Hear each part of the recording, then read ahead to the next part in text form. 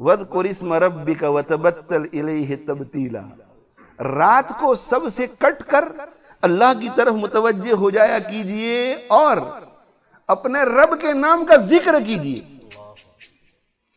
اپنے رب کے نام کا ذکر کیجئے۔ اسی لیے ہمارے دعوت و تبلیغ کے 6 نمبر میں علم و ذکر کی تشریح میں یہ کہا جاتا ہے کہ علم راستہ ہے اور ذکر روشنی ہے۔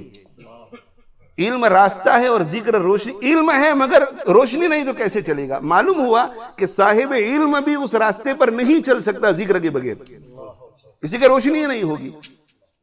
تو ہمارے دعوت و تبلیغ کے ساتھ ہی اس کی تعبیر اس طرح کرتے ہیں کہ علم راستہ ہے، ذکر روشنی، اور ارباب معرفت اور صوفیاء کرام اس کی تعبیر اس طرح کرتے ہیں کہ علم راستہ ہے اور ذکر طاقت۔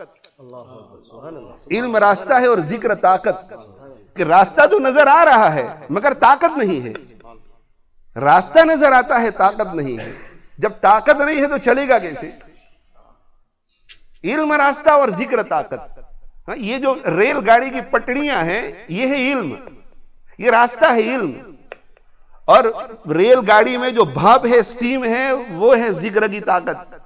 اگر ریل گاڑی کا ڈبہ بہت خوشنما ہو، بہترین ہو، انجن اعلیٰ گریڈ کا ہو، جاپان کا بنا ہوا ہو، مگر اس کے اندر سٹیم کی بھاپ نہ ہو تو راستے کے سامنے ہوتے ہوئے بھی وہ چل نہیں سکے گی۔ اور اگر سٹیم ہے، بھاپ ہے، سٹیم اور بھاپ ہے مگر آگے پٹڑی نہیں ہے تو وہ چھک چھک چھک چھک کرتی رہے گی، وہ انجن چھک چھک کرتا رہے گا مگر آگے چل نہیں سکے گا، چل نہیں سکے گا۔ اللہ جل جلالہ عم نوالہ ہمیں توفیق عطا فرمائے میرے بھائیوں۔ علم ہے مگر ذکر نہیں ہے تو بھی گڑبڑ، اور ذکر ہے مگر علم نہیں ہے تو بھی گڑبڑ۔ اسی لیے تبلیغ جماعت کے 6 نمبر ہے، 7 نہیں ہے۔ ان دونوں کو مولانا الیاس صاحب رحمۃ اللہ علیہ نے الگ نہیں کیا، کیوں؟